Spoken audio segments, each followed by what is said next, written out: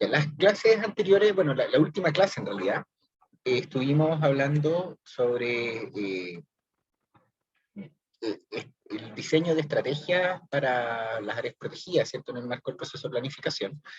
Y hoy vamos a hablar del monitoreo, y del monitoreo pensando en la gestión de las áreas protegidas.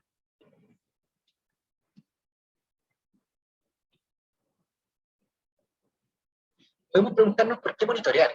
Y quizás a veces en la formación nuestra tenemos una concepción más científica del monitoreo, ¿cierto? Visualizamos quizás el monitoreo como una forma de levantar información para comprender procesos biológicos, procesos sociales en muchos casos.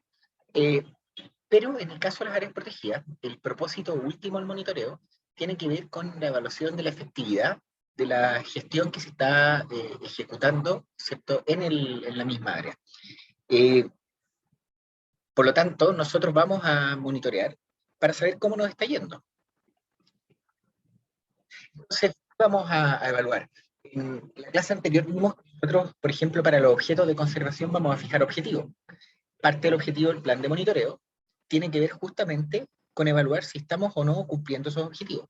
Recuerden que los objetivos surgían de los mismos indicadores que habíamos determinado mucho más atrás en el proceso que hemos estado hablando durante el semestre, que tiene que ver con por ejemplo, con el análisis de viabilidad. A partir del análisis de viabilidad identificábamos atributos ecológicos clave, indicadores. Posteriormente, esos indicadores los usábamos para determinar objetivos. Y bueno, ahora estamos viendo cómo medimos esos objetivos y caemos al plan de monitoreo. Misma situación con las metas, que van a estar más vinculadas o a las amenazas o en su defecto van a estar vinculadas también a los resultados intermedios esperados como parte de la estrategia. Por lo tanto, el monitoreo lo vamos a visualizar como una herramienta de evaluación. ¿Cómo vamos en el cumplimiento de nuestros objetivos? ¿Cómo vamos en el cumplimiento de nuestras metas? ¿Están siendo efectivas nuestra estrategia? Y por lo tanto, el monitoreo tiene que conectar con las cadenas de resultados, y los indicadores que van al monitoreo son aquellos indicadores que definimos en etapas previas del proceso. Eh, Obviamente, si nosotros estamos visualizando el monitoreo como una herramienta de evaluación, la podemos utilizar para responder preguntas como ¿qué ocurre con animales que son liberados, ¿cierto?, después de ser rehabilitados? Por ejemplo, acá tenemos un pudú siendo liberado ¿cómo se llama? Rehabilitación, y en algunos casos algunos pudú fueron liberados, y fueron liberados con radiocollares tiempo atrás, para ver cómo les iba. En el caso de los pudú, lamentablemente no les iba muy bien. Los pudú rehabilitados y translocados tienen una mortalidad muy alta. Entonces, sintetizando, ¿cierto? Nosotros vemos, por ejemplo, acá una cadena de resultados vinculada a incendios forestales para el Parque de la Campana. Y acá nosotros vamos a ver que tenemos un objeto de conservación que está focalizado acá, por ejemplo, bosque de roble, con un objetivo asociado. Entonces, un primer indicador a monitorear es la superficie cubierta por bosque de roble. ¿Se fijan? Entonces, el mismo objetivo, que es que para el año 2021 la superficie cubierta por bosque de roble será de al menos 493 hectáreas, ¿cierto? Ese es un objetivo. Ese objetivo nosotros lo vamos a tener que ir monitoreando. Eso va a implicar que sabemos que el monitoreo probablemente va a tener que ver con fotointerpretación, etc. Posteriormente, teníamos una amenaza que era incendio, y nos vamos a encontrar, por ejemplo, con que una meta era que disminuya que al año 2018 la superficie del Parque de la Campana afectada por incendios sea menor a hectáreas, menor a 20 hectáreas. Por lo tanto, vamos a tener un indicador que tiene que ver con la superficie del parque afectada por incendios, también que vamos a tener que monitorear. Entonces, si se fijan, en esta etapa, al igual que en la etapa de la estrategia, nosotros estamos integrando todo el proceso anterior para poder determinar esencialmente qué vamos a monitorear. Adicionalmente, los recursos son escasos, por lo tanto vamos a tener que priorizar bastante bien qué elementos priorizamos y cuáles no. A pesar de que esto ya lo definimos previamente, en muchos casos, no en todos, por ejemplo, en la etapa de la definición de tributos ecológicos clave, la elaboración del plan de monitoreo es un buen momento para volver a revisar los indicadores. Particularmente, nos interesa que los indicadores sean medibles entendido como capaz de ser registrado y analizado en términos cuantitativo y cualitativo, preciso, en términos de que sea definido de la misma manera por todas las personas, y además la precisión tiene otro contexto importante, ¿cierto?, que tiene que ver con el error asociado a la medición. Consistente, y este es un punto bien importante, y más rato vamos a hablar de un ejemplo, donde van a ver un caso de inconsistencia. Consistente implica que no cambie en el tiempo, que esencialmente siempre midamos lo mismo. Y ese es un punto importante porque tenemos indicadores que pueden verse bien y que a lo mejor de un año a otro van a ser distintos. No sé si a alguien se le ocurre un ejemplo para clarificar eso. O un caso de qué podría haber, qué indicadores podría ser inconsistente. Y ahí los animales nos entregan hartos ejemplos de indicadores inconsistentes.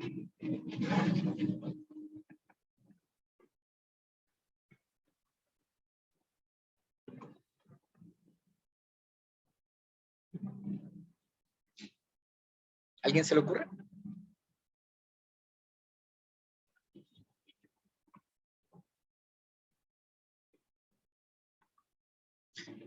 Bien. Les doy yo un ejemplo. Miren, en el caso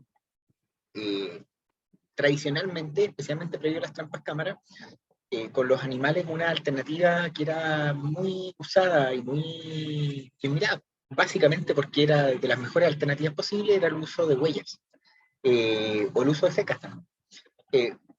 Por lo tanto, en principio suena bien, y nosotros podríamos decir, por ejemplo, diseñar un muestreo y a lo mejor ver en qué porcentaje de los puntos de muestreo encontramos huella de zorritos chilotes. Y por lo tanto tenemos los datos del año 1, el año 2, el año 3, el año 4.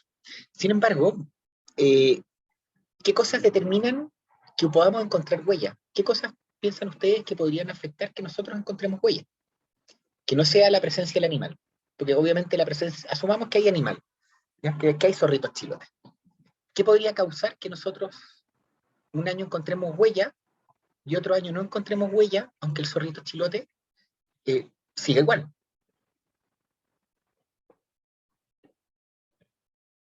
De que cambió su sector de residencia. Ya, cambió de lugar, podría ser, quizás eso lo podría, si tenemos un buen muestreo, probablemente no nos debiese afectar mucho los datos, pero sí, puede ser. ¿Y qué ¿Y se cosa? hace después Sí, de precipitaciones? excelente, eso, ese es un ejemplo bueno. Entonces, imagínense el año 1, nosotros hicimos nuestro muestreo y no había llovido en 20 días. Estaba seco, era Nahuelbuta. Y las huellas cuando está muy seco no se marcan. Eh, el año 2 había llovido 2 días antes y las huellas estaban fresquitas. ¿Se fijan? Entonces, el año 1 tuvimos zorro chilote en el 10% de los puntos y en el año 2, 20% de los puntos. Y nosotros felices vamos a, están aumentando los zorros chilotes. Y resulta que lo único que pasó fue que el año 1 habían condiciones inadecuadas para registrar huella y el año 2 habían condiciones óptimas para registrar huella. ¿Se fijan? Eso es un problema de inconsistencia. Peor aún, podríamos tener la situación contraria, ¿cierto? El año óptimo fue el primero y el año inadecuado fue el segundo, y entramos a preocuparnos de qué pasó con los zorros chilotes, bajaron de 20 a 10%. ¿Se fijan? Y eso es un problema que puede tener implicancias porque la intuición normal va a ser algo pasó con los zorros. Y lo más probable en esos casos es que simplemente es un indicador inconsistente. ¿Ya? Y al final ahí lo que pasó es que la probabilidad de detectarlos cambió, pero a los zorros no les pasó nada. O quizás sí, ¿no? El problema es que no lo sabemos. ¿Ya? Entonces, por eso es importante que los indicadores sean consistentes, que distintas personas y en distintos momentos esencialmente midan lo mismo. ¿Hay una consulta? Y, y por otro lado, es importante y es fundamental que el indicador sea sensible. ¿A qué nos referimos con que un indicador sea sensible? Eh, Significa que nosotros esperamos que en la medida que cambie la condición que estamos midiendo, el atributo ecológico clave que estamos midiendo, nuestro indicador también cambie. Por ejemplo, nosotros podemos tener indicadores de abundancia, y no todos los indicadores de abundancia son buenos. Por lo tanto, nosotros lo que necesitamos es que nuestro indicador, si aumenta la abundancia de una especie, nuestro indicador también aumente. Si disminuye la abundancia de la especie, el indicador también disminuya. ¿Ya? Eso se llama que el indicador sea sensible.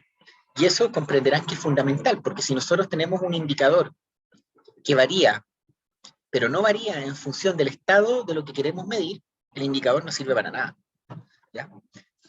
Por lo tanto, esos puntos tenemos que ser súper críticos cuando nosotros revisamos los indicadores en un plan de monitoreo. Y puede ser hasta fome, ¿cierto? En algunos casos, porque a veces implica indicar a un colega de que a lo mejor el indicador que planearon no es adecuado. Pero el problema es que si en el plan de monitoreo nos queda un indicador que no es sensible, que no es consistente, que no es preciso, que no es medible, ¿cierto? Vamos a tener indicadores adecuados, ¿ya? Y en ese sentido hay que tener harto cuidado, porque hay veces que hay muchos indicadores que son tentadores, al final se caen por un otro lado. De hecho, es muy común con animales que se propongan como indicador la abundancia. Y la abundancia es muy compleja de medir. Es claramente lo que nosotros queremos ver, pero no es fácil de medir. De hecho, es muy complicado y para muchas especies, desgraciadamente, hoy por hoy no es posible. Por lo tanto, o no es posible, teóricamente podría serlo, ¿cierto? Pero no es posible con las condiciones de recursos, condiciones técnicas y condiciones logísticas de diversas áreas protegidas. Entonces, es tentador poner que vamos a poner la abundancia del pudú, el número de individuos de pudú, como el indicador del estado del pudú en un área protegida.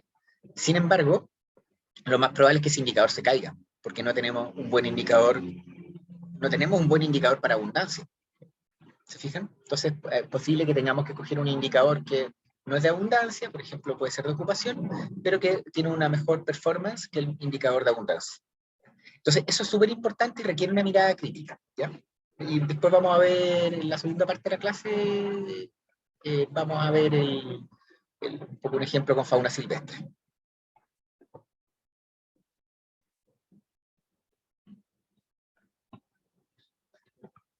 Entonces, ¿qué indicadores vamos a medir? Ya lo dijimos, ¿cierto? Aquellos definidos durante el proceso de elaboración del plan de manejo, esencialmente análisis de viabilidad, cadenas de resultados.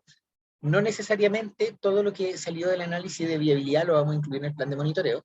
Eso también es importante que lo tengan claro. Hay a veces algunos indicadores que van a estar en el análisis de viabilidad, pero no lo vamos a priorizar para el plan de monitoreo, porque desgraciadamente los recursos son limitados. Nos encantaría poder medir todo, pero muchas veces no se puede.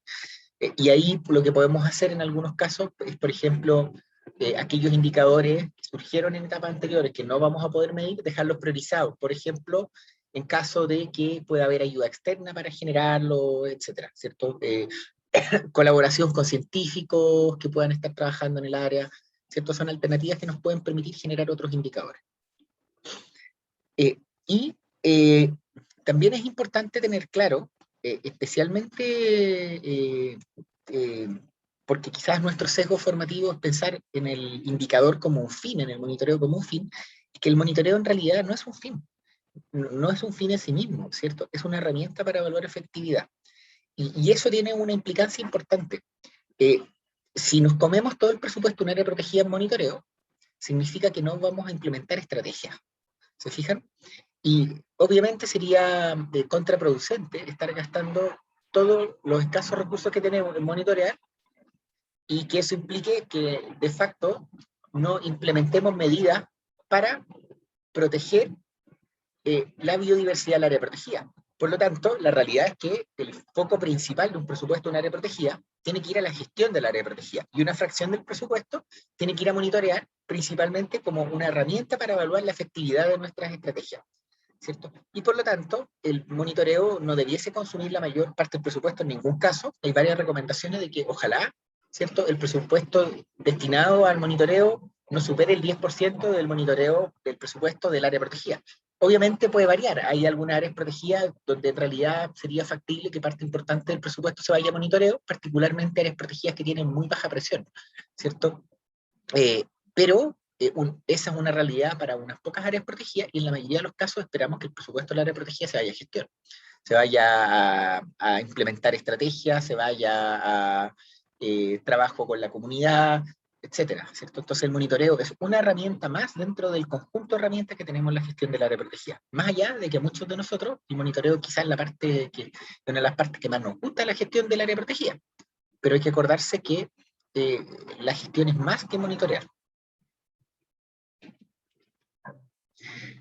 Entonces, un ejemplo acá tiene que ver con la Reserva Nacional Río de los Cipreses, y acá pueden ver que un objetivo para la Reserva Río Cipreses es que al año 2027 la abundancia de ticahúes será igual o mayor a 2.500 individuos. Entonces, ¿cuál es el indicador acá? Número de individuos de ticahue. ¿Se fijan que se incluye en el plan de monitoreo? La metodología de monitoreo, en este caso los conteos, y en el caso de los tricahues, este es un monitoreo antiguo. De hecho, acá están los datos de los tricahues de cipreses, y pueden ver que estos monitoreos parten en los años 80. Y acá, entonces, la metodología son conteos y la frecuencia es anual. Entonces, hace una vez al año. Y acá pueden ver cuál ha sido la trayectoria, ¿cierto? Acá hasta previo al plan de manejo, el plan de manejo Río Cipreses del año 2017, y pueden ver la situación, y de hecho pueden ver buenas noticias. Se fijan que hasta el año 80 y tanto, desde los años 80 la población de tricahue era chiquitita, eran un par de cientos de loros y nada más. Y eso se mantuvo prácticamente así hasta el año 2000. Pero fíjense lo que ha ocurrido. Vemos en los loros tricahue un crecimiento exponencial. ¿Ya? Lo que es una muy buena noticia, ¿cierto? Porque en conservación estamos acostumbrados a las malas noticias, y fíjense lo que ha pasado con nuestros loros tricahue en Río Cipreses. Y si quieren un hito importante, no sé si quizás alguien sabe qué pasó por aquí más o menos en el 97, entre el 95 y el 2000. Hubo un hito súper importante para la fauna silvestre, no sé si alguien lo sabe. 96, 97, no me acuerdo el año exacto.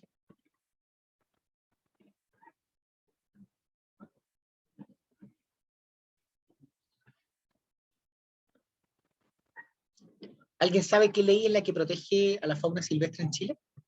¿Terrestre en particular?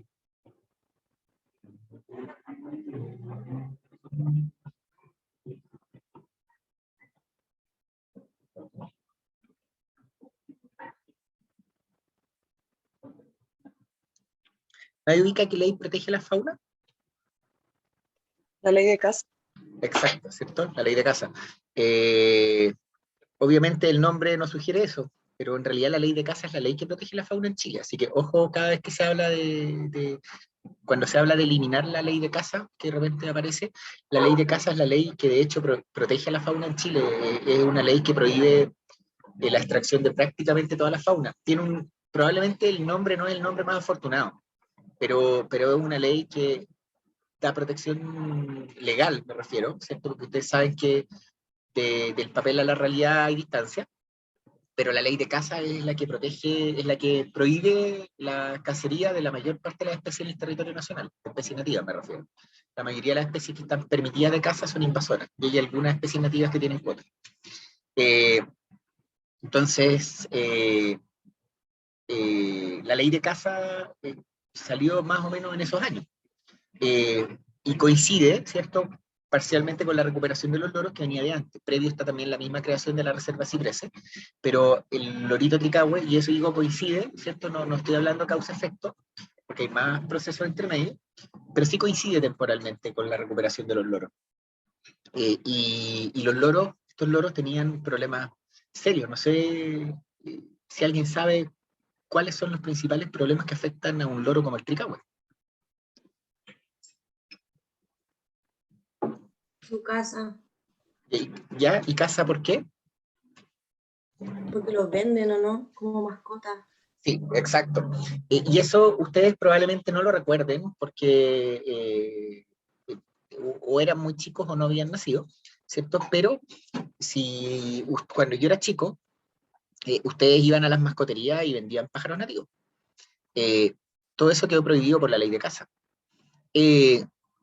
Pero previamente se vendían pájaros nativos, y los loros tricahue en particular, los loros eran populares. Si bien a mí no me tocó, sí, yo sí vi loros tricahue, me alcancé a ver loros tricahue en mascotería. Pero los loros tricahue eran populares como mascota. Piensen que es el loro más grande y más colorido en Chile, Y además los loros tricahue tienen otra cosa. Anidan en barrancos, anidan en loreras, y por lo tanto son fáciles de ubicar las loreras. Por lo tanto, era relativamente fácil sacar a los pollos. Entonces, eso es uno de los problemas que afectó al loro tricahue, y el otro tiene que ver con conflicto con la agricultura.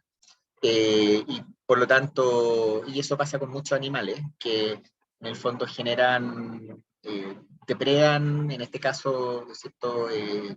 Consumen eh, semillas, frutos secos y otros más, y en represalia los eliminan. Entonces, esos eran los dos grandes temas que afectaban a estos loros, y por eso tuvieron una declinación importante, y los loros vienen a una recuperación súper importante, ¿cierto? Pueden verlo acá, ¿cierto? Y ahí también yo agrego, yo cuando vi estos datos, yo no los conocía, los vi cuando trabajamos en la elaboración del manual. Yo quedé sorprendido por un lado, además que hay muchos loros de Cagua en Río Ciprés, y en otros lugares, pero también me pareció que es una lástima que de repente las buenas noticias no se cuenten, porque de repente entramos en una dinámica muy ¿cómo se llama? Eh, a ver, es desmotivante cuando uno ve que todo va mal, ¿cierto?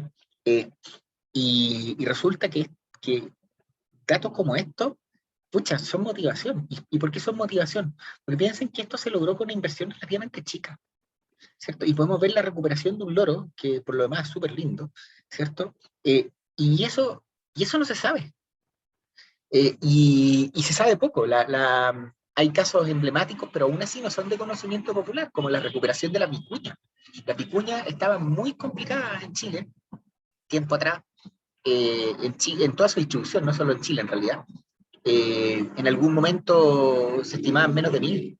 Las vicuñas han tenido una recuperación espectacular, y esa recuperación espectacular ha permitido incluso que, y no quiere decir que la vicuña esté libre de problemas, pero incluso que hayan usos por parte de las comunidades aymaras que tienen que ver con la esquila de la vicuña, que puedan reaparecer, ¿cierto? O sea, es recuperar una especie, y es recuperar prácticas culturales ancestrales que son muy importantes para la comunidad, son importantes económicamente, ¿cierto? Y también son prácticas pucha, ayer yo me encontré un video de la esquila de las vicuñas en Perú, y, y en realidad es, es una práctica súper bonita. O sea, yo veía la imagen y me encantaría poder estar ahí también, para presenciar y era el manejo tradicional de la vicuña, por lo tanto yo lo miraba eh, en el fondo cómo hacen para manejar la vicuña, y participa toda la comunidad, y de verdad es espectacular. Y eso es posible en parte porque se han logrado recuperar estas especies. Y ahí es lamentable que de repente los logros que hay en conservación a veces no se comuniquen. Entonces, también yo creo que hay otro rol ahí, ¿cierto? Esto que está acá debiese comunicarse, ¿cierto? Debiésemos tener la buena noticia, así como tenemos muchas malas noticias, de que, miren, en realidad miren lo que pasó en los últimos 30 años de los loros tricahues, ¿cierto? No se veían loros tricahues. Hoy día ustedes en Rancagua ven loros tricahues que pasan volando, ¿cierto? Cuando yo era chico iba a Rancagua con cierta frecuencia, uno no veía loros tricahues, y yo rayaba con los animales silvestres de chiquitito, así que los habría visto. Eh, entonces también aquí hay un tema importante de comunicación, porque si como nosotros en conservación no comunicamos los éxitos, ¿cierto? En el fondo finalmente lo que estamos diciendo es que las platas invertidas en conservación no sirven para nada, ¿cierto? Y en cambio el mensaje tiene que ser otro, que las platas invertidas en conservación, siendo pocas, ¿cierto? Logran generar efectos. Imagínense si fuesen más, ¿cierto? Yo creo que el punto va para allá. Porque si no, obviamente, si lo que se invierte no lleva a nada, ¿por qué vamos a invertir más? Porque hay muchas necesidades, ¿cierto? Las necesidades son muchas, los recursos son pocos. Pero el punto es que sí tenemos éxito. Y el caso de los loritos Ficahue, ahí lo están viendo ustedes, ¿cierto? Obviamente de año a año hay variaciones, pero hay éxito. ¿Ya? Entonces, eso es punto importante, y ahí hay un conjunto de cosas, no es difícil atribuir a una en particular, pero está la ley de caza, y hay varios, está la misma creación de ríos cipreses, varios puntos adicionales.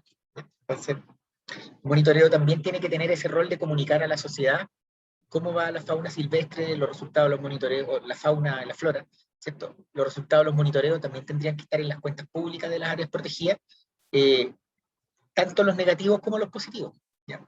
Pero en el fondo, el llamado también es a no minimizar lo positivo, ¿cierto? Sino que a enfatizar de que eventualmente es posible tener logros, ¿cierto? Y también nos va a hacer mucho más rica nuestra profesión en la medida que nosotros veamos que sí se puede, ¿cierto? A veces cuesta, a veces no se logra, pero también se puede lograr. Y insisto, miren lo que está acá, ¿ya? Y esa foto la saqué yo, y es un gusto en estos tiempos poder estar viendo estos loros, ¿ya? Y ahí hay trabajo de mucha gente.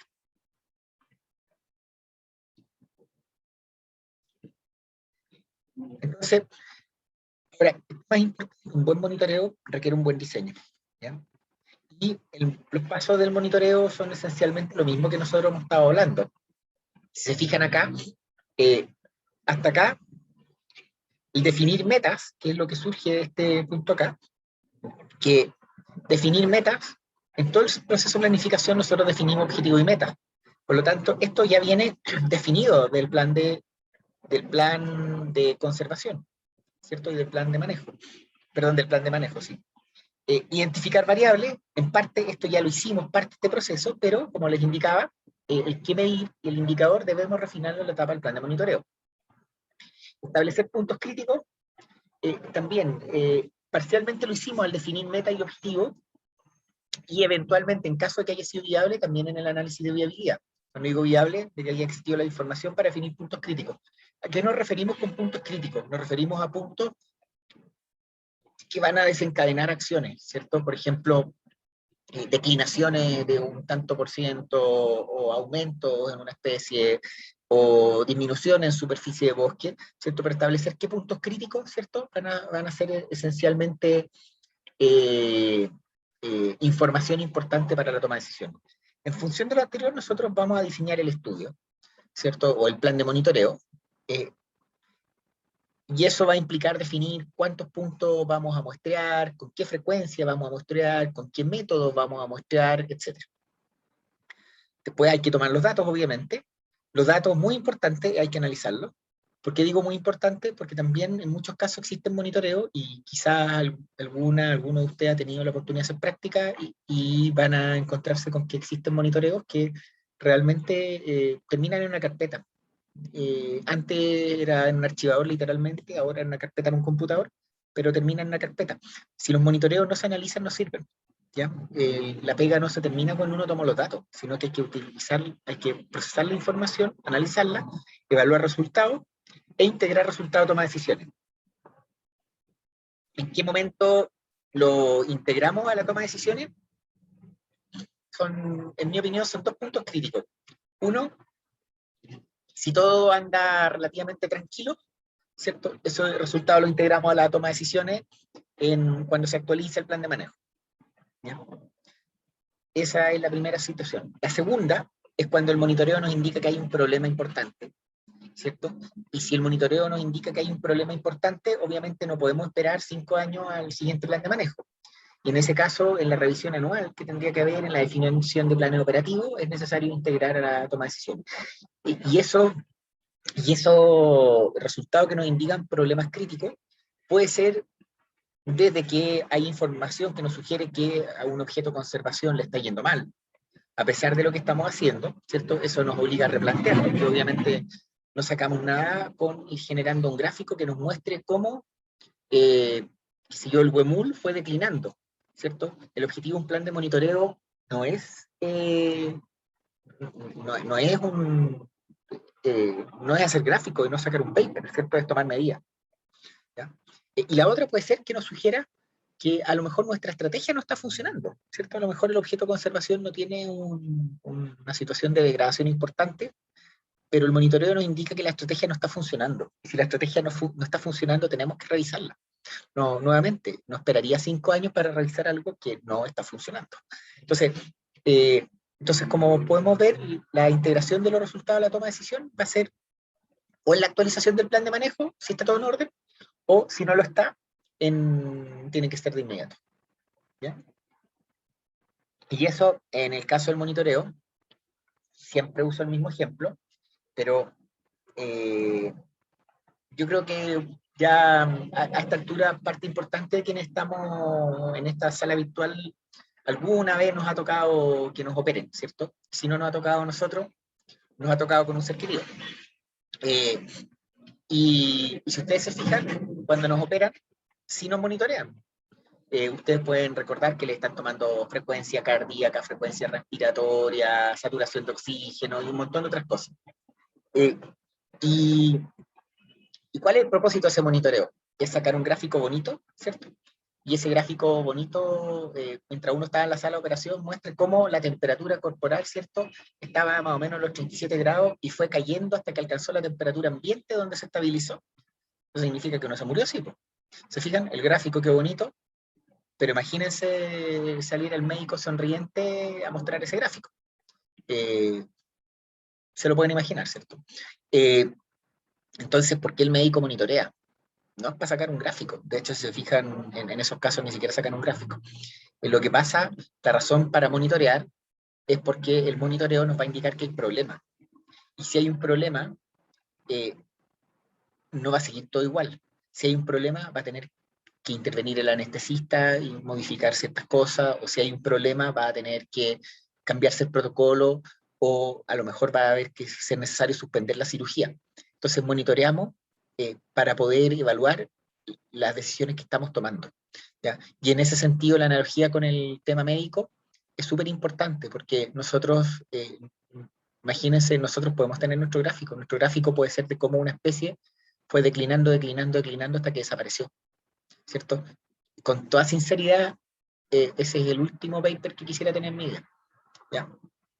Y yo me imagino que todos ustedes quienes quieran trabajar en el mundo profesional, ¿cierto? Definitivamente no quieren mostrar eso en una cuenta pública. Porque la pregunta obvia sería, ¿y qué hicieron ustedes para que eso no ocurra? ¿Ya?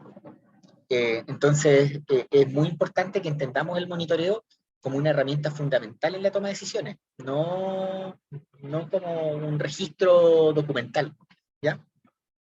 Así que siempre recuerden la analogía con el tema médico y asuman que quien está en la mesa de operaciones es uno mismo.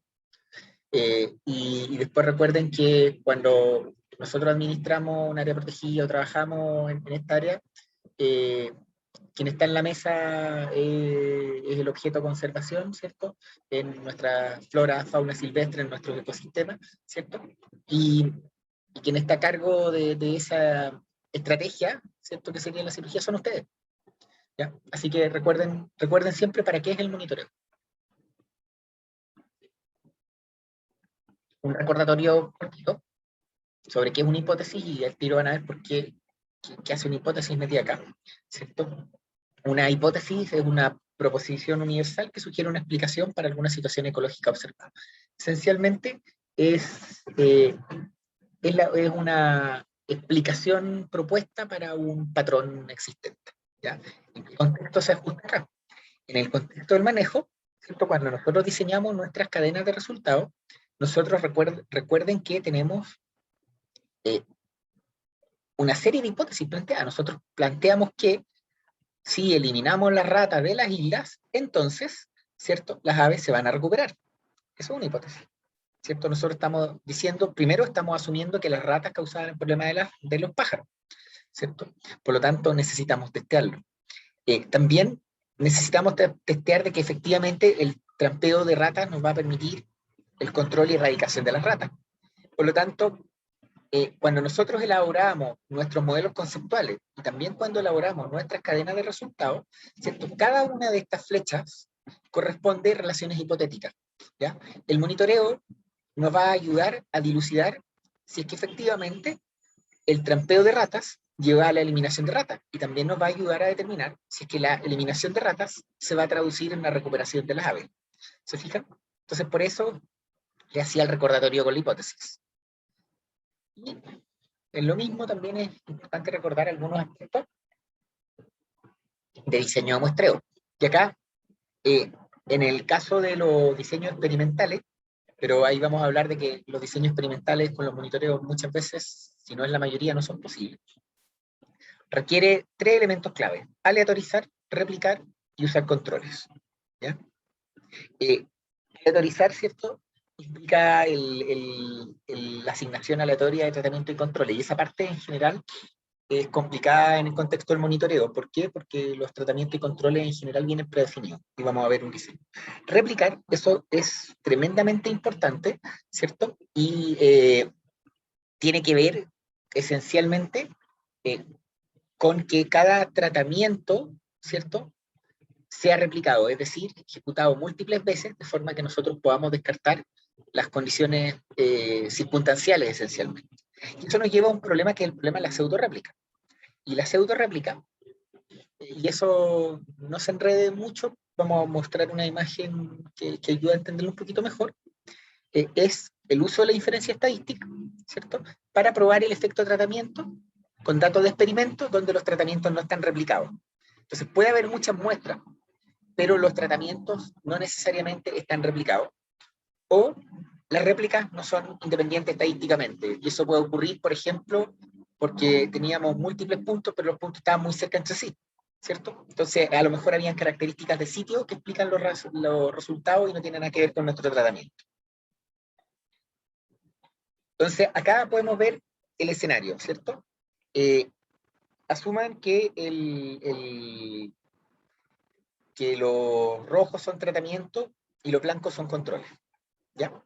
Y acá vemos unos primeros 3 escenarios que son correctos, ¿cierto? Son distintas alternativas. El primero es una situación completamente aleatorizada, y aquí ustedes se fijan, y eso es importante, aleatorizado no es sistemático, no quiere decir que esté bien distribuido. Sistemático acá es tratamiento, control, tratamiento, control, tratamiento, control, tratamiento, control, eso es sistemático. Aleatorizado significa que cada uno tuvo la misma probabilidad de ser asignado un tratamiento y un control, y se pueden fijar que no necesariamente se va a traducir en lo que es un sistemático. A lo mejor va a haber tratamiento, control, control, tratamiento, control, tratamiento, tratamiento, control. ¿Ya? ¿Por qué puede ser útil esto? Porque en el fondo también elimina parte del rol de quien diseña, ¿cierto?, en los resultados. En el fondo, la intención propia que uno pueda tener, ¿cierto?, puede incidir sobre los resultados. ¿A qué me refiero con la intención propia? ¿Cierto? A lo mejor uno va a poner los tratamientos en lugares más fáciles de acceder, ¿cierto? Porque a lo mejor había que llevar equipo, ¿cierto? Y obviamente es más complicado. Si es que nosotros tenemos todos los tratamientos en un tipo de lugar y todos los controles en otro tipo de lugar, vamos a tener un problema, porque a lo mejor hay diferencias biológicas entre los lugares a los que es fácil acceder y a los lugares que es difícil acceder. Por lo tanto, la aleatorización reduce ese riesgo, y los diseños sistemáticos también. El único problema de los diseños sistemáticos más importantes tiene que ver si existiesen patrones. Si existiesen patrones en el espacio, los diseños sistemáticos nos pueden generar problemas. Y aparece otra alternativa que tiene que ver con bloques aleatorizados, en lo que no voy a entrar mayormente, pero esencialmente son diseños estratificados. Y acá vamos a los problemas, ¿cierto? A las situaciones que constituyen pseudo-réplicas. Quizá acá hay uno evidente. Si se fijan acá, tenemos tratamiento, tratamiento, tratamiento, control, control, control. ¿Qué problema ven ahí? Ahí hay pseudo-réplica, que es lo que nombré antes. Pero ¿qué problema visualizan en este caso? ¿Por qué esto es un problema?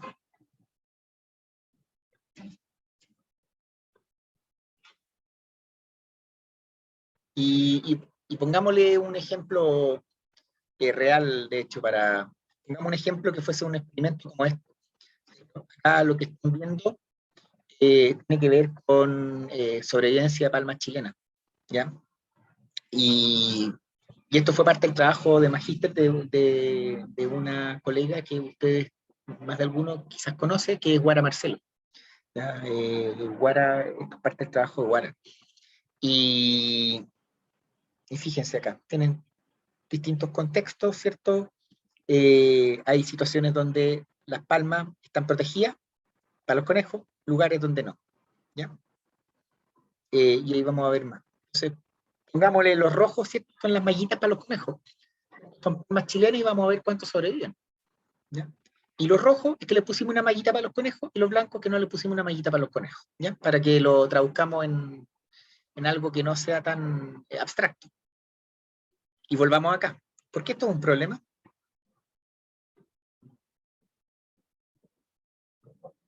Fíjense.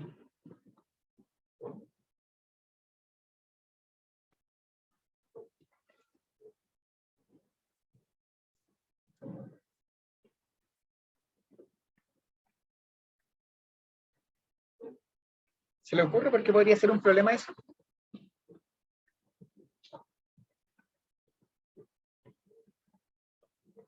Profesor, ¿Sí? Sí, dime. ¿cuál sería como uno de los problemas más complicados, como un ejemplo de datos repetidos? Ya. Bueno, ahí va, para allá íbamos. Por ejemplo, imagínense, acá están agrupados. Espacialicemos esto. Y resulta que tiramos una línea de tratamiento en el Parque La Campana, ¿ya? Y tiramos todos los tratamientos, el primer sector, y todos los controles en el segundo sector. Pero ¿qué nos puede pasar? Imagínense que a lo mejor en la primera parte, que era la parte más baja, a lo mejor había menos conejos, o había más conejos, o justo andaba un zorro dando vueltas. Entonces, si quedan todos juntos, ¿cierto? Significa que hay características del sitio que nos pueden generar patrones que nos van a hacer creer que fue un resultado del experimento, cuando en realidad fue simplemente diferencia entre los lugares. ¿Se fijan? Recuerden, especialmente en los casos nuestros de campo, hay diferencias, piensen, los fondos de quebrada son distintos a las partes altas y tienen características distintas. Entonces, justamente que queden todos agrupados esencialmente, los tratamientos y los controles, lo que puede terminar causando es que nosotros en realidad no estemos evaluando el efecto de nuestro tratamiento, sino que estemos evaluando o va a estar confundido por diferencias que puede haber, por ejemplo, entre los lugares. ¿Se entiende o no? Sí, sí se entiende. Sí, sí se entiende. Entonces, súper. Entonces, eso es importante. ¿Y cómo nosotros prevenimos eso? Idealmente con la aleatorización. ¿Qué gracia tiene la aleatorización? Es que sacamos nuestra influencia. Y acá uno tiene que tener cuidado porque puede haber factores conscientes, pero también inconscientes, que lleven a generar sesgo, ¿ya? Y eso es muy importante porque a nosotros nos interesa esencialmente saber la situación real, ¿cierto? No la que nosotros, comillas, queremos ver, ¿cierto? A nosotros nos interesa conocer, comillas, cuál es la verdad, ¿ya? Si nosotros estamos diseñando un monitoreo, nosotros no queremos concluir que una especie se recuperó si no se ha recuperado. No queremos concluir que hay un problema cuando no lo hay, ¿cierto? Entonces a nosotros nuestro compromiso como científicos y como profesionales es con la verdad, ¿cierto? Le convenga a quien le convenga, ¿cierto? Pero nuestro compromiso es con lo que es cierto, no con la agenda mía o la agenda del colega, no. El compromiso nuestro es con lo que es. Y nosotros cómo vamos sacando nuestros propios sesgos, ¿cierto? Tiene que ver con la aleatorización y una serie de otros procedimientos que nosotros podemos tomar, ¿ya? Y también nos evita cometer errores, porque muchos de estos errores, cuando uno los ve, son errores honestos. Yo agregaría eso. La gran mayoría de los errores son errores honestos. ¿Existen los errores deshonestos?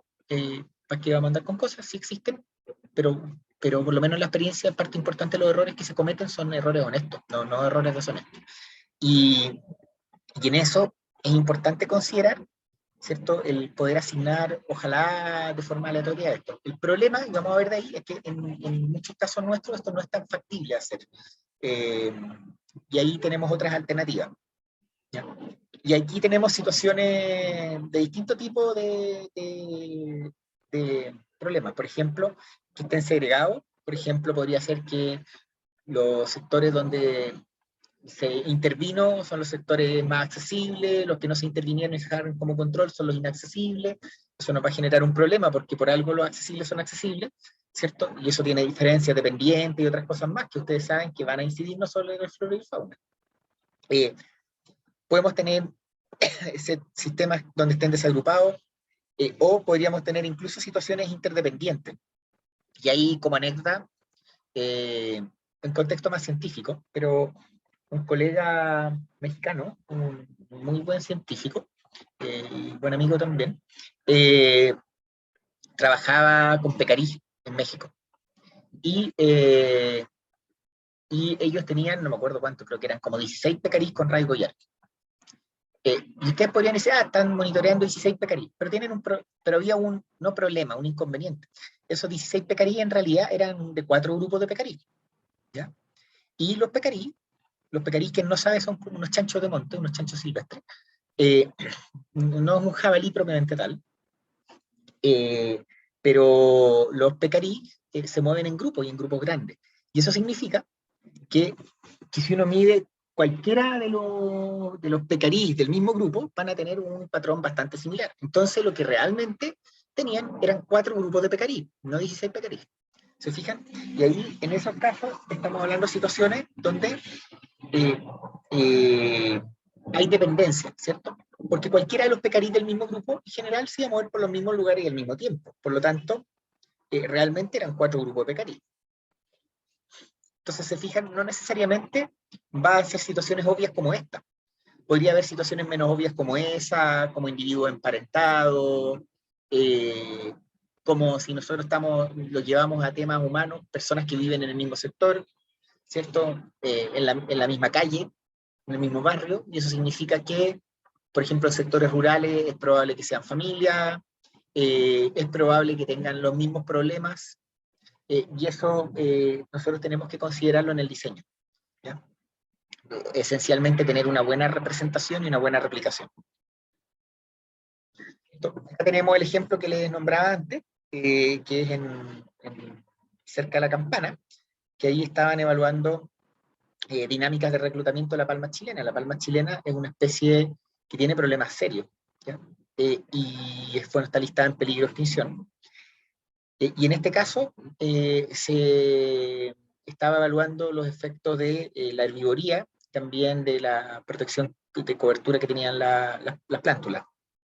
Acá estos eran los escenarios que pueden ver acá, con tratamientos y controles. El primer tratamiento tenía que ver con plantas que se protegía con una malla versus plantas que no se protegía con una malla, y el segundo tenía que ver con el entorno, si quedaban protegidas por árboles o no quedaban protegidas por árboles. Y lo que ellos estaban evaluando era sobrevivencia. ¿Qué encontraron acá? Además, se fijan, esto tiene implicancia de manejo. Fíjense lo que ocurre acá. Primero, aquí están las protegidas y las no protegidas.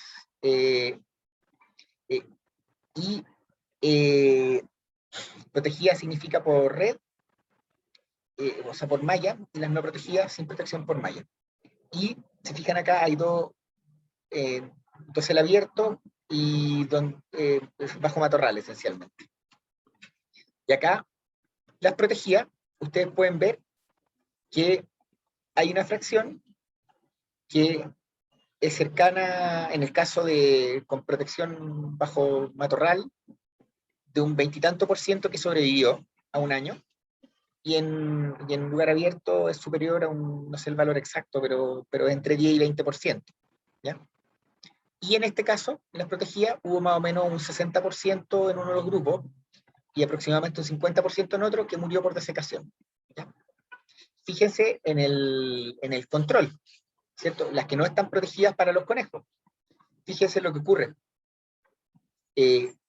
La mortalidad por herbivoría fue alrededor de 70%, y si se fijan acá, las vivas, ¿cierto? En ambiente abierto, ninguna, y en dosel cerrado, muy poco. Y si mal no recuerdo, la sobrevivencia en las que no estaban protegidas para conejos fue inferior al 1% en un año.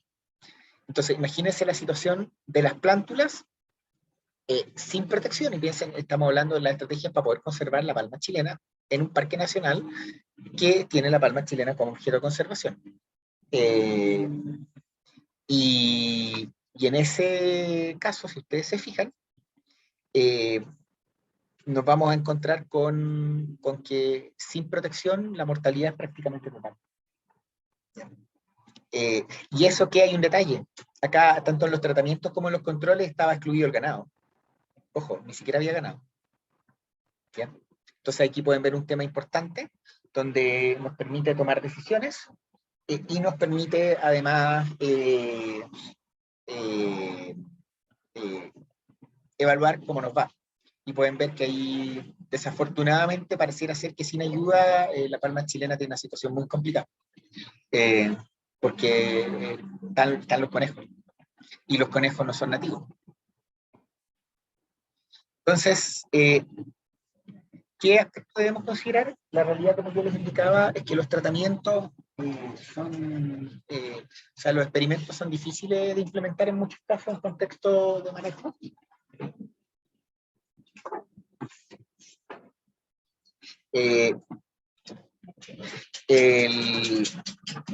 Los tratamientos a veces son difíciles, perdón, los experimentos son difíciles de aplicar en contexto de monitoreo, pero en un experimento nosotros evaluamos esencialmente que los tratamientos son asignados aleatoriamente a las unidades experimentales. Y en un diseño cuasi experimental, en contextos un poquito más observacionales, ¿cierto? Son autoasignadas a unidades experimentales. ¿A qué nos referimos con autoasignada? En el fondo que no la define quien diseña el monitoreo, sino que vienen predefinidas. Por ejemplo, si nosotros queremos comparar en un área protegida, por ejemplo, la abundancia de aves en dos tipos de hábitats, o a lo mejor si queremos comparar, por ejemplo, en reservas, hay reservas, la reserva Mayeco tiene algunas plantaciones de pino. Si nosotros queremos comparar las aves en la plantación de pino versus el bosque nativo, ustedes comprenderán que no vamos a diseñar un experimento donde asignemos al azar si un lugar le toca nativo o le toca pino. Por lo tanto, ahí ya caemos por acá. Lo mismo con los controles. El control se asigna aleatoriamente en los experimentos. En cambio, en muchos casos, en los diseños cuasi experimentales, son autoasignados o están ausentes. Variables de confusión, ¿cierto? Otras variables que podrían meter ruido, esencialmente. En los experimentos se controlan por diseño, en tanto que en los diseños más observacionales o cuasi experimentales, en muchos casos no se controla por diseño. Hay algunas alternativas que nos permiten asegurar un mejor manejo estadístico. Eso hay que indicarlo. Causa-efecto en los experimentos, la inferencia es directa, pero en los estudios que no son experimentales uno tiene que tener cuidado. Los estudios correlacionales, uno tiene que tener cuidado porque correlación no es causa, y eso nunca se olvida, ¿ya? Por lo tanto, hay que ser mucho más cauto en las conclusiones. Por eso yo fui cauto en decir que, por ejemplo, claro, calza la recuperación de los tricahues con la ley de caza. Sin embargo, puede haber otros factores que no tienen que ver con la ley de caza que a lo mejor explican la recuperación de los tricahues. Y en los experimentos la inferencia es fuerte y en los otros diseños es relativamente débil. Eso es importante en contexto a considerar.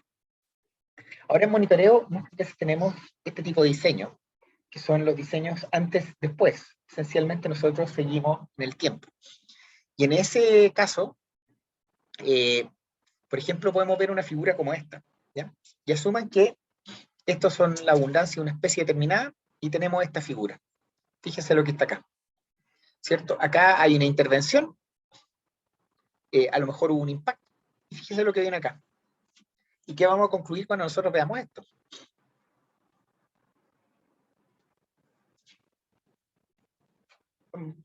Vamos a concluir, ¿cierto? Lo más intuitivo sería, imagínense que esto es una intervención, imagínense que esto es una especie invasora, y aquí establecimos medidas. ¿Qué conclusión sacamos si vemos este gráfico? Éxito o fracaso.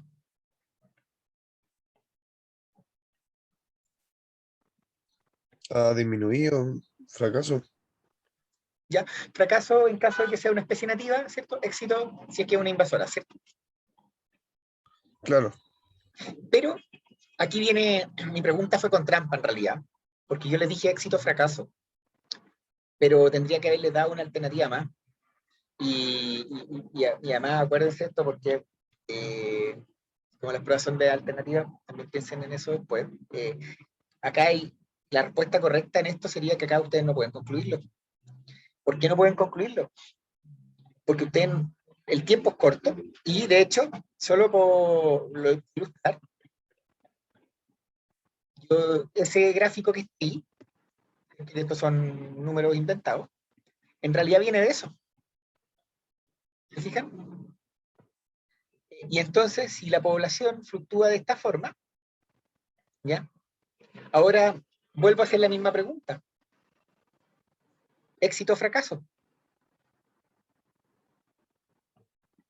Yo con franqueza diría que probablemente con un poquito más dolor a fracaso que de éxito en cualquier escenario, por una razón simple. La población siguió su trayectoria normal. ¿Se fijan?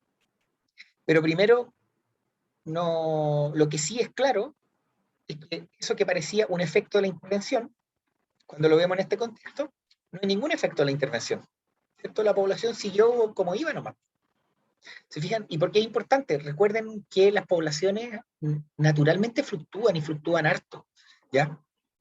Y los cisnes de cuello negro, de hecho, si ustedes miran, lo hemos hablado en otro momento en la clase, si ustedes miran el periodo pre-Celco, los cisnes de cuello negro fluctuaban muchísimo y podían tener cambio en abundancia de varios miles de un año a otro, en función de temas como el fenómeno del Niño y otros factores que no tienen nada que ver con ninguna actividad antrópica local, ¿ya?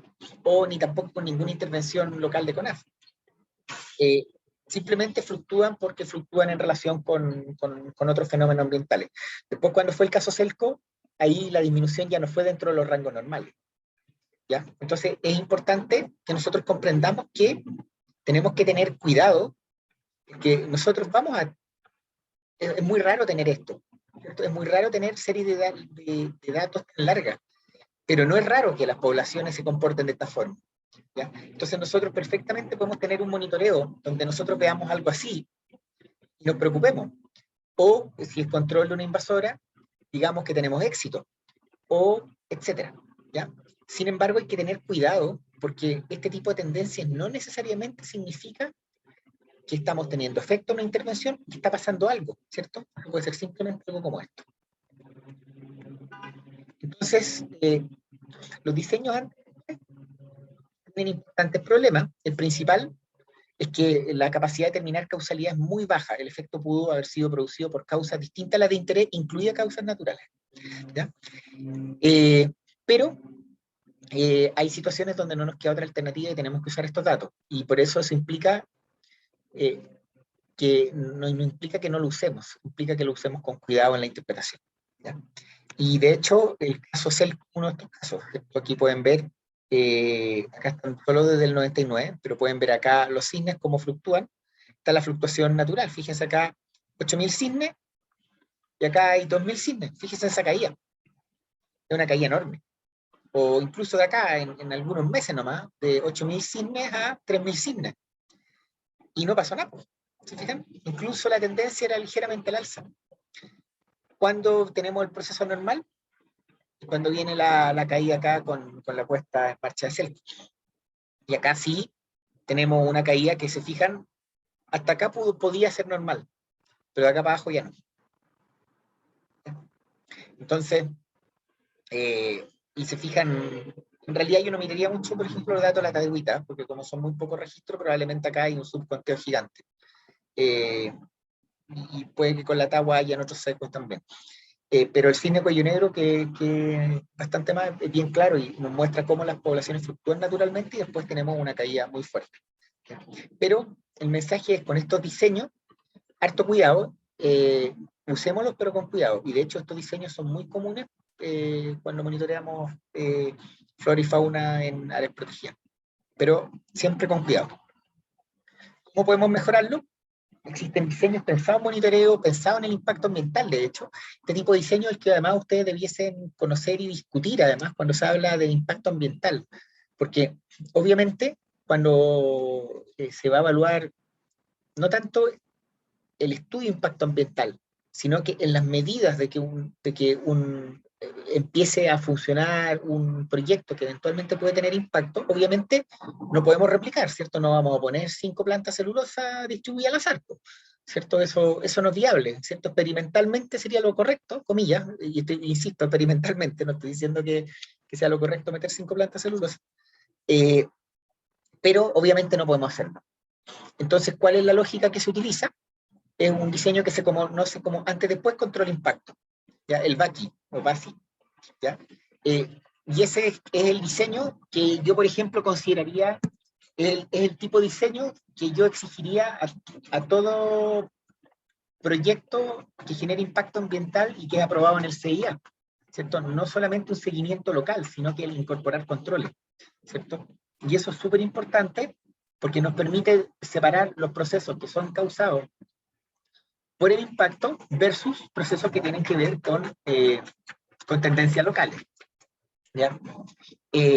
Y también a escala de nuestras áreas protegidas, la misma situación. Este tipo de diseño es útil porque nosotros podemos tener una intervención en un sitio. Esa intervención puede ser restauración ecológica, puede ser control de una invasora, puede ser, qué sé yo, actividades con la comunidad, etc. Pero es importante, en la medida de lo posible, incluir controles que nos van a dar un poco más de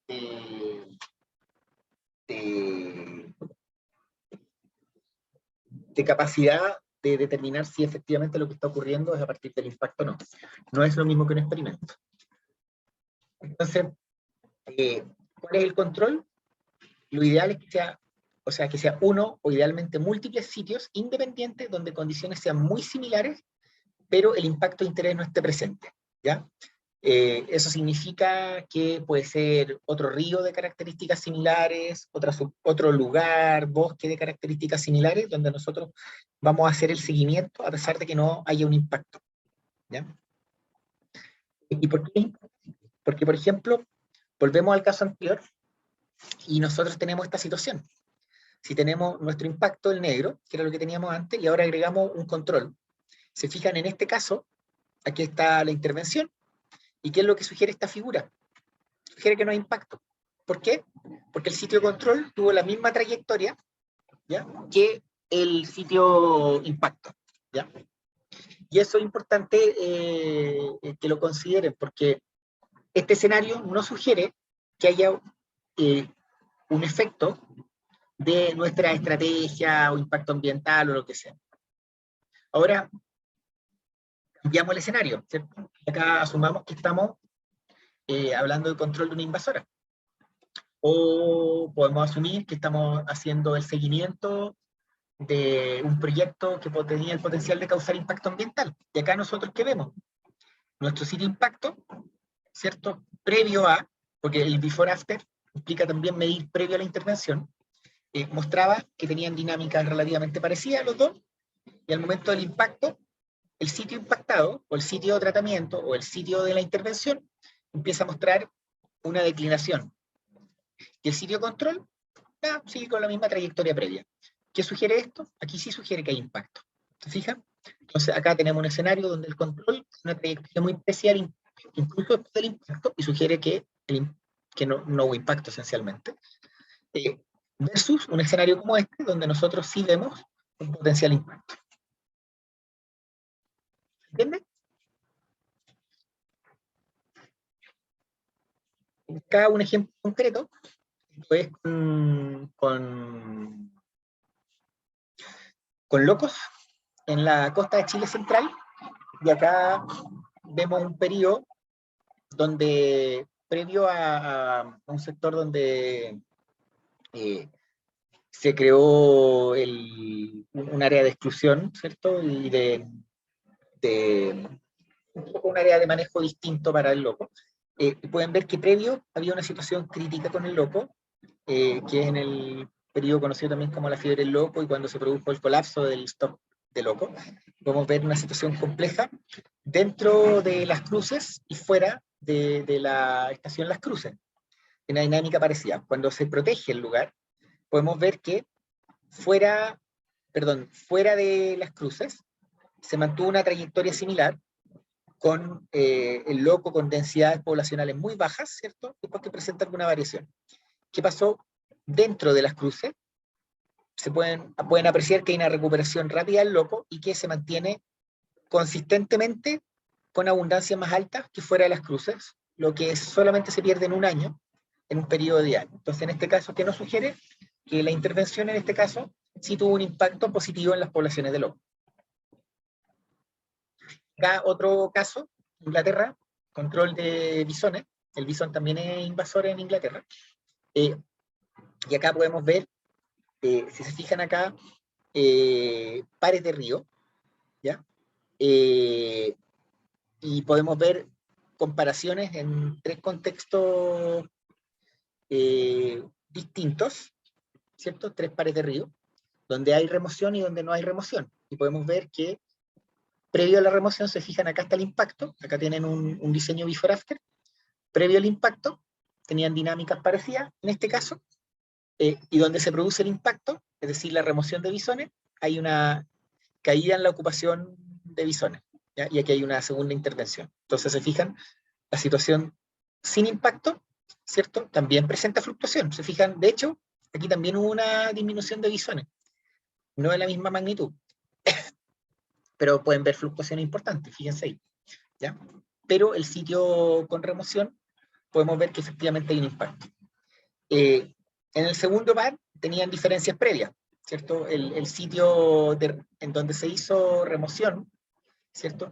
Tenía una condición de abundancia más baja, pero efectivamente, de todas maneras, se ve un impacto que en el sitio de control no se ve. Y en el tercer sitio, misma situación, ¿cierto? Se produce el impacto, y acá hay una reducción en los bisones, versus el control donde no la hay. Entonces, un buen diseño básico considera una serie de elementos. Primero, tiene que considerar réplicas temporales, idealmente réplicas espaciales, a veces no es posible. Idealmente muestras pareadas, como el caso anterior, ¿cierto? Que esto ya es una situación más ideal y más difícil de lograr. Posteriormente hay que analizar datos y evaluar resultados. En general, eso podemos tener alternativas simples, pero es importante el componente estadístico, y también creo que tenemos la obligación de avanzar hacia una mayor rigurosidad técnica en los análisis de los monitoreos, ¿ya? Y eso implica distintos tipos de análisis que pueden ir desde modelos relativamente simples, como los modelos lineales generales, los análisis de varianza, regresión lineal, hasta otros más complejos, como regresiones logísticas, modelos de ocupación, series de tiempo y otros más, ¿ya? Y otro tema que es importante que se queden: el análisis de datos nunca resuelve un mal diseño. Si el monitoreo está mal diseñado desde el principio, ¿cierto? Eso no lo van a resolver analizando datos.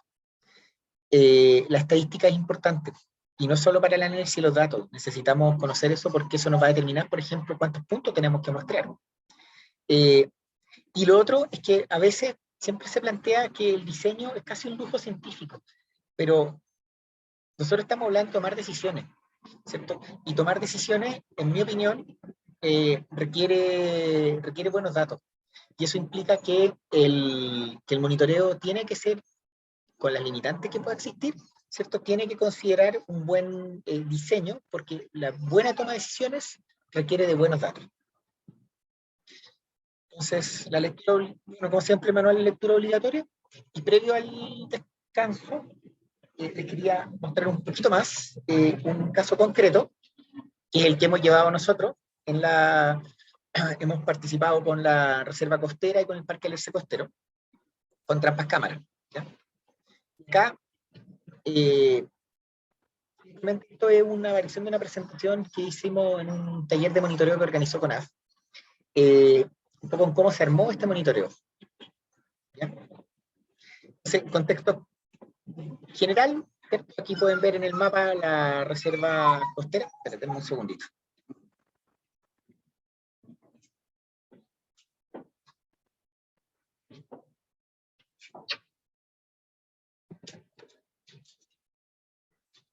Un segundito. Ya.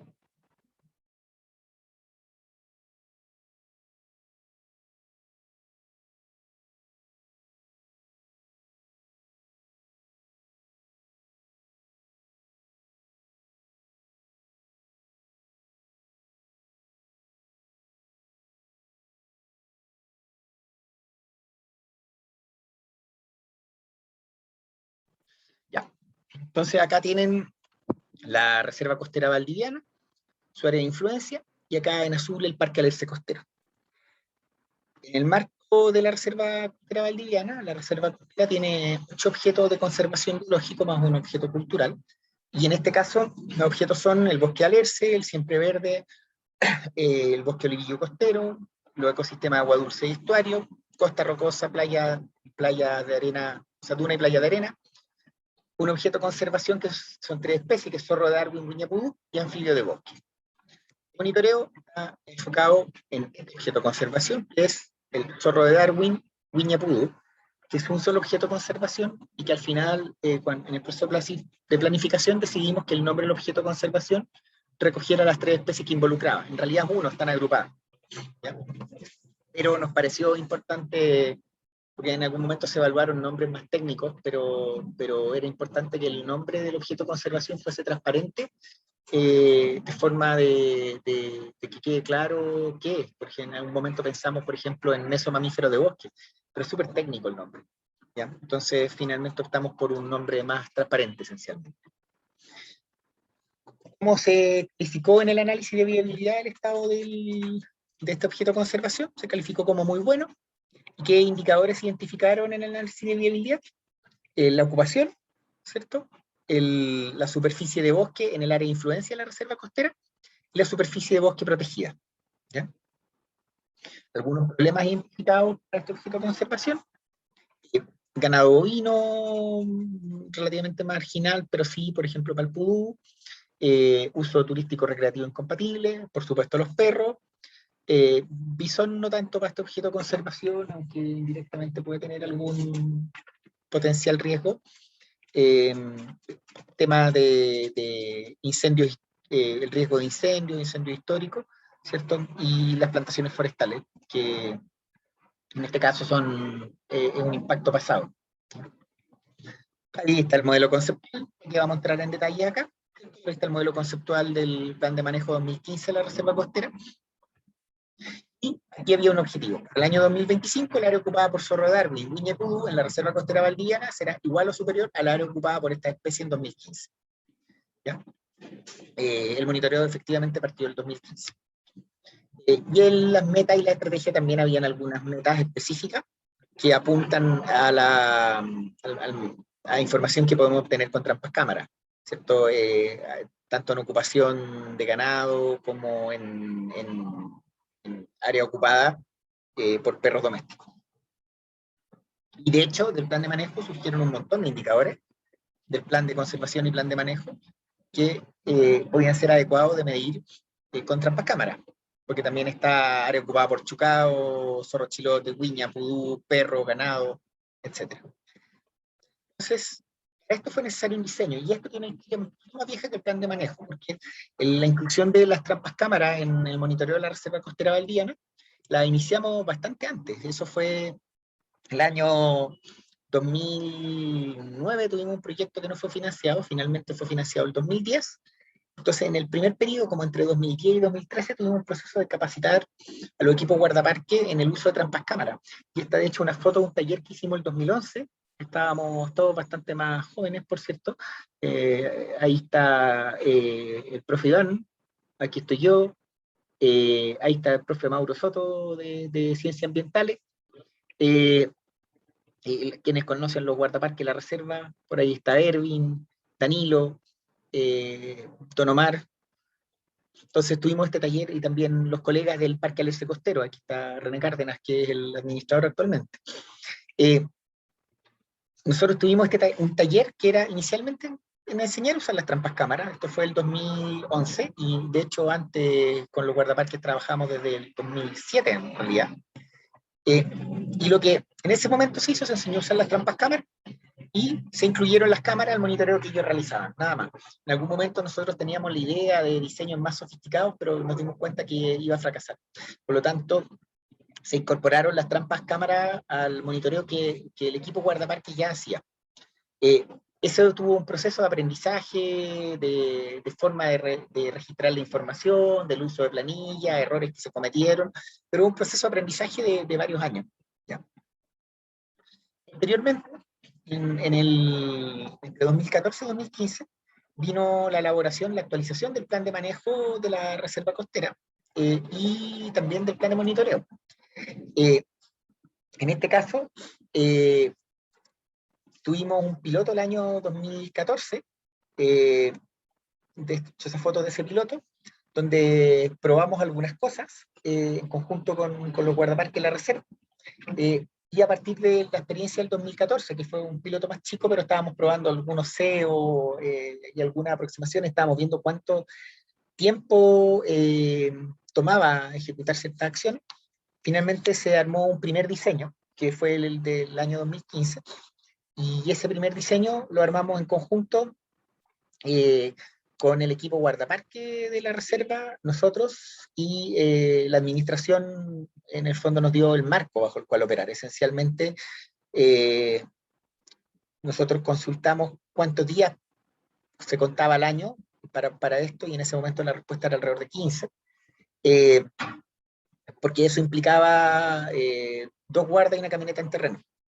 Y en función de esa información diseñamos un plan de monitoreo, que algunos aspectos técnicos los visualizamos nosotros del ámbito científico, los aspectos logísticos fueron definidos por el equipo guardaparque, la aleatorización la hicimos la selección de las áreas de muestreo la hicimos con un mapa impreso, que después lo llevamos a Excel, etc. Y a partir de eso, tuvimos nuestro primera etapa del 2015. Fue esencialmente la primera implementación, el año 2015, y todo el periodo 2015-2020, hasta 2021, diría, ha sido un proceso de implementación del plan, una fase de ajuste para evaluar problemas de uso de SEO, consistencia en los indicadores. Recuerden que más temprano en la clase les dije que íbamos a hablar de esto de vuelta, ahí vamos para allá. Y también coordinación con otras áreas protegidas. Específicamente, el 2015 partimos en la reserva costera y el 2016 se incorporó el alerce costero. ¿Cómo fue el diseño monitoreo? El esfuerzo muestreo que se determinó eran 60 puntos para la reserva costera, y después se sumaron 30 al alerce costero, que hoy día son 35, ¿cierto? 30 días por punto, con atractor olfativo, que en este caso era inicialmente un tubo PVC con pollo adentro, y además con algunos atractores comerciales. Actualmente queda solo el tubo PVC con pollo, los atractores comerciales ya no lo estamos usando. ¿Cómo se determinó la disposición de las cámaras? Identificamos las áreas accesibles. Ahí hay una grilla sobrepuesta sobre la reserva de 1 por 1 kilómetro. Esa identificación de área accesible, ¿cómo lo hicimos? Estaba la grilla impresa, y con el equipo guardaparque fue marcando todo lo que era accesible. Y finalmente, todas las grillas accesibles las llevamos las digitalizamos, y después seleccionamos al azar de un subconjunto de puntos que estratificamos, porque la zona sur tiene menos sitios accesibles, así que estratificamos para asegurar una buena representación de la zona sur y la zona norte. Y finalmente en terreno se tomó la decisión final de los puntos, de qué grillas se mostraban. ¿Y cómo se ubican los equipos? Asociado a camino, por un tema logístico, porque la logística en la cordillera de la costa es compleja, por lo tanto, para asegurar la viabilidad se mantuvo cerca camino, y lo más posible el centro de la grilla, pero siempre asociado a camino. ¿Cierto? Acá, por ejemplo, tienen la grilla del Parque Alerce Costero y la disposición de las cámaras del monitoreo 2016. Falta la parte sur del Alerce Costero. Toma de datos. Esencialmente instalación de equipo, 20-30 centímetros sobre el piso, cámara apuntada al sur, limpiando vegetación. Aquí están los tubos originales, después los tuvimos que cambiar un poquito el diseño. Ahora usamos tubos tapados y perforados. Aquí está la distribución de las cámaras entre el parque y la reserva. Atractor, el desafío ha sido maximizar la duración de los atractores, por lo cual usamos los tubos PVC. Y además registro en fichas que fuimos diseñando, y acá están las fichas. De hecho, las diseñamos, de hecho las diseñó un estudiante que era estudiante de pregrado en la Andrés Bello en ese tiempo, que ahora es estudiante de doctorado. Y esta planilla la armó Brian. Y esta planilla la van a ver en muchas áreas protegidas de Chile con versiones modificadas. Pero esta planilla, el autor original de la planilla fue Brian, y revisa y edita en conjunto y la probamos en terreno. Entonces, un proceso de implementación, de hecho ahí pueden ver un zorrito chilote. A todo esto, en este proceso, en la fase inicial, descubrimos los zorros chilotes en Valdivia, parte del descubrimiento de los zorros chilotes en la costa valdiviana vino de este monitoreo. Y por eso, si ustedes ven el paper, hay 2 guardaparques coautores, que son Erwin y Danilo, que participaron de todo este hallazgo. Acá pueden ver los tubitos PVC modificados, son de 30 centímetros, para que cachen el porte del zorrito. Y aquí están modificados, ya están con tapa y perforados. En términos de manejo de datos, y ese es un tema importante, nosotros procesamos la información con un programa que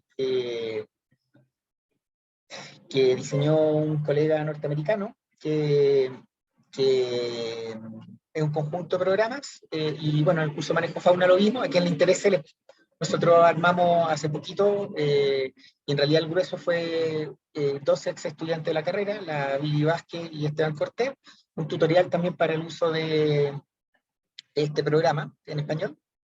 Así que usamos el sistema de Jim Sanders, que básicamente implica la organización de los datos a través de carpetas, ¿cierto? Y en el fondo de extracción de los datos a través de los metadatos de la imagen.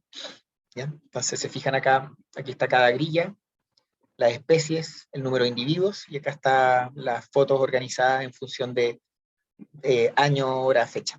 Año, fecha, hora.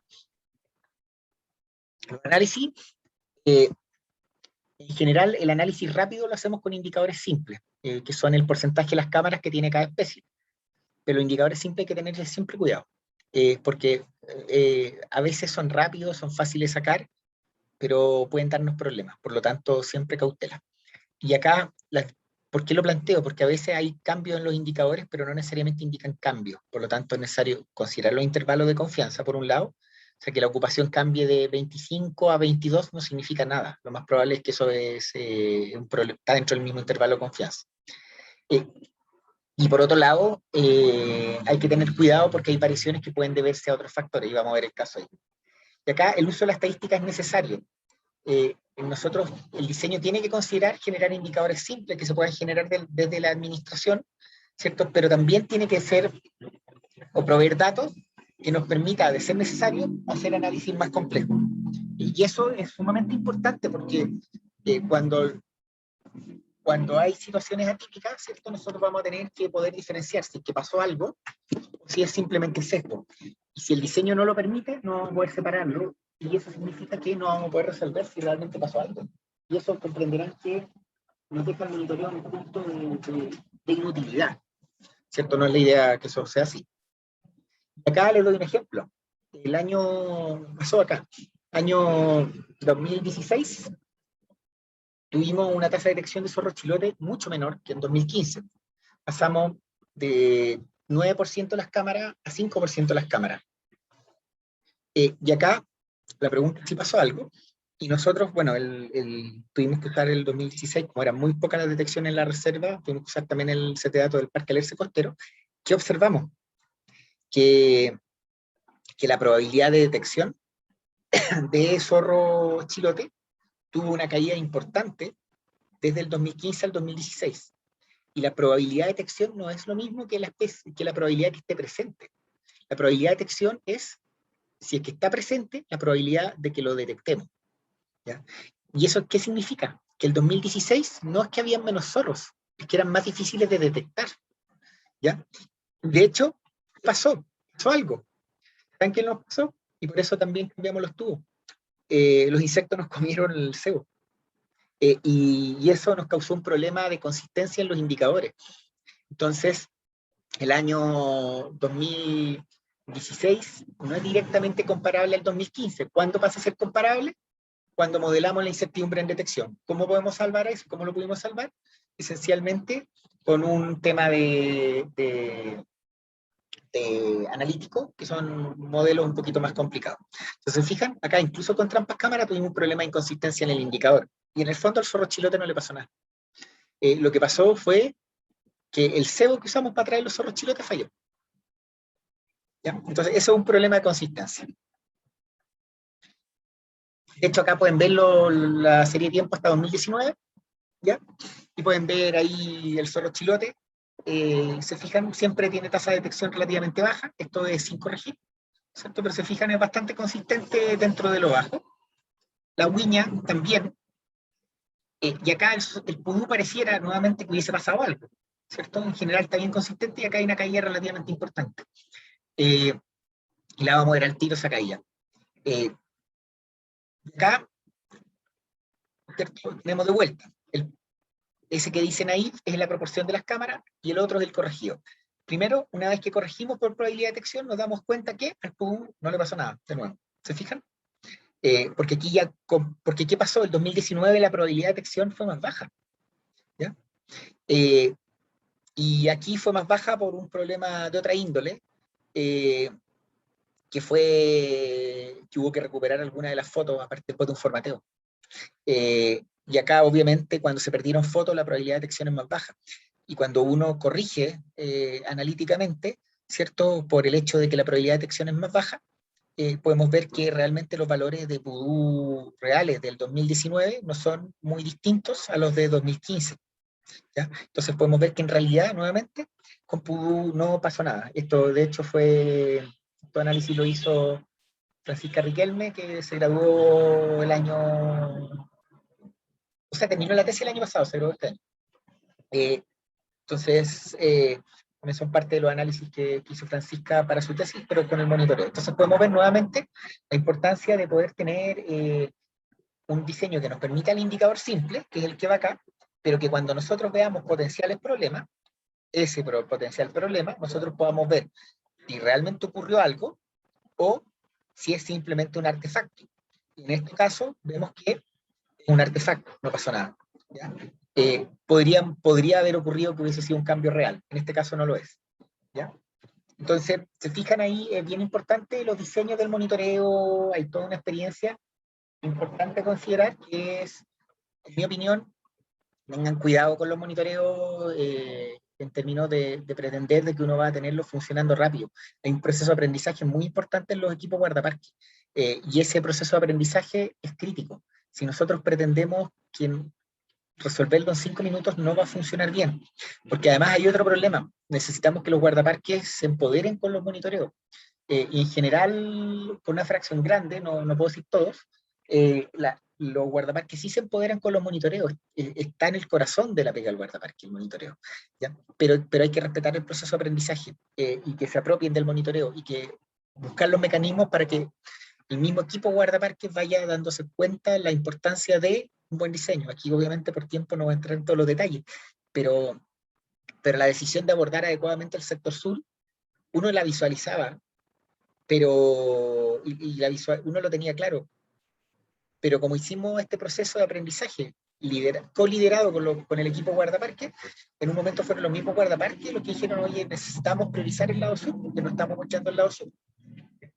Entonces, en mi caso, mi opinión es que hay que incorporar a los equipos guardaparques en el diseño del monitoreo. Si no lo incorporamos, el monitoreo podría no ser viable. Necesitamos asegurar que el muestreo sea probabilístico en la medida de lo posible, y recordar que si usamos trampas cámara o cualquier otro método, el objetivo es medir un indicador. ¿Y eso por qué lo planteo? Por ejemplo, con las trampas cámara, un problema que tenemos frecuente es que cuando la gente instala trampas cámara, a la gente le gusta tener fotos de animales. Y eso implica que los puntos que no tienen animales son frustrantes. Y hay una tendencia a tratar de decir, reacomodemos esta cámara, ubiquémosla en otro lugar. Los ceros son datos. Son muy importantes. Piensen que estamos hablando de indicadores, son porcentaje con registro. Por lo tanto, el punto con dato, con registro, es un punto importante. Pero el punto sin registro es tan importante como el punto con registro. Por eso hay que tratar de remover nuestra incidencia y recordar siempre que el objetivo de todo monitoreo es medir el indicador, ¿cierto? No detectar a como de lugar, porque si no lo hay, no queremos detectarlo, ¿ya? Entonces, porque si no vamos a ir sesgando, ¿cierto? ¿Y qué sesgo pueden ocurrir con las cámaras? Por ejemplo, empezar a instalar las cámaras en lugares donde la gente sepa que pasan animales. Eso causa sesgo, ¿ya? Y lo otro, bien importante a considerar, es que si el número de puntos de muestreo es bajo, es lo mismo que no tener un monitoreo. Y eso no tenemos cómo arreglarlo. Así que ahí siempre hay que tratar de priorizar, alcanzar tamaños muestrales relativamente importantes, cosa que el monitoreo tenga un estándar adecuado, ¿ya? Y eso, por lo menos en el caso del monitoreo que hemos ido armando con la reserva costera, con el parque alerce costero, que hoy día se replica en muchas áreas del país, De hecho, Carla está trabajando con un diseño que es prácticamente o muy parecido con Laguna Parrillar, ¿cierto? Su tesis. Entonces, siempre el desafío que nosotros tenemos es tener un monitoreo que sirva, no solamente un monitoreo que diga que este año coleccionamos fotos, ¿ya?